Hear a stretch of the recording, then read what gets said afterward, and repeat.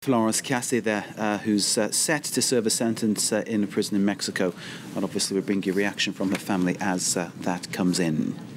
Okay, that's the news. Now it's time for our second visit of the day from James Creedon with his press review, this time with an international feel. Yes. Where are you beginning, sir? We'll start with Iran and have a look at the front page of The Guardian, which shows that girl Neda, who was shot on Saturday by we don't know who exactly, but by authorities in Tehran that is suspected. And a bystander got a video of this, which he then sent to a friend in the Netherlands, who was able to put it up on YouTube and Facebook, and it went viral.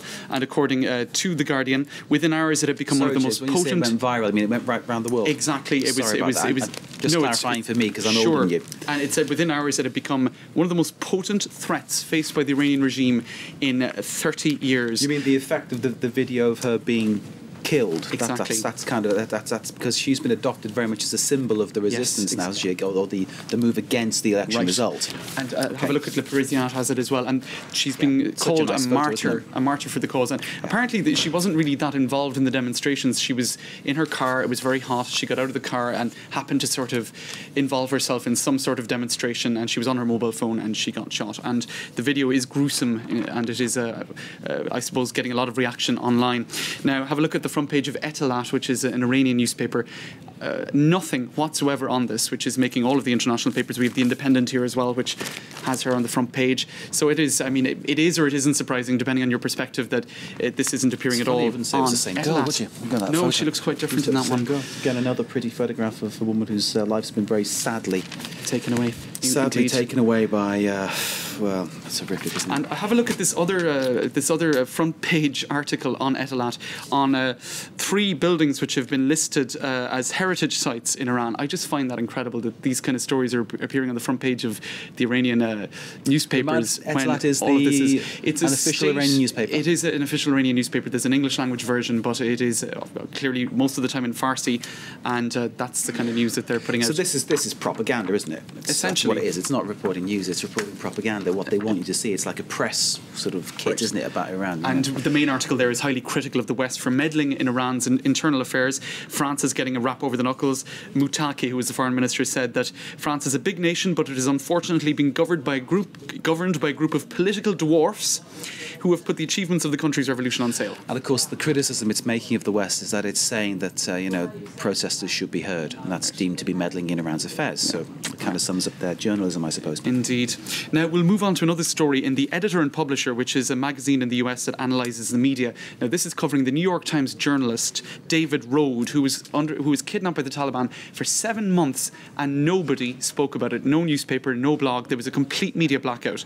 And the editor of this this journal says that it was one of the most amazing press blackouts on a major event that she has ever seen. So it is quite incredible, and she discusses the pros and the cons of that. Obviously, his life, the life of this journalist, was what was the major concern and the reason that it wasn't spoken about. But then she's saying, what about other journalists working in the region? Isn't it important to keep them informed, and indeed to keep the public informed, which is the role of the press? So why wasn't it spoken about, James?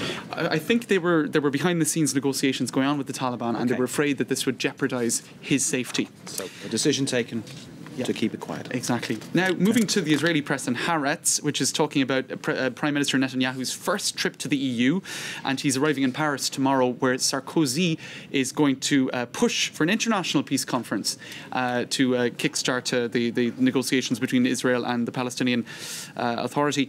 Now, the thing is, the US doesn't want an international conference. It wants to sort of keep the reins on the issue itself. Moscow is opposed to it as well, because they're having a conference later this year on it. So Sarkozy will be hoping that Israel might agree to this, and that might get Washington on side. Now, Netanyahu is arriving in Rome today, but of course the international papers aren't really focusing on that. They're focusing on something else, which is the sex scandal which is surrounding Berlusconi. The Financial Times says that his allies don't think this will lead to his downfall at all, and the Times of London is saying that Italy shows a strange type of feminism despite all of this. You might think it's sort of chauvinistic behaviour towards women, but indeed Italian men apparently do far less around the house than their European counterparts. Now, he's looking down there. I mean, the implication is he's looking at her backside, but he's actually reading the sash, isn't he, that's round her waist. That's what he's doing. Well, I'm not sure. I think the writing is on the front, so I'm not sure what he's reading. Maybe he's reading the label on the back where it was made or something. Give the guy a break. Well, anyway,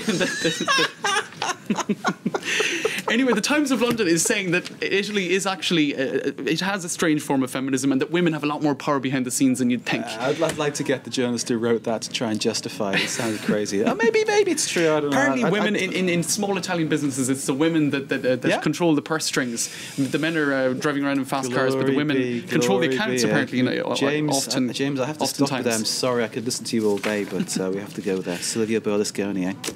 Yeah. Grand. Thank you, sir. Okay, let's move on to the headlines, and of course.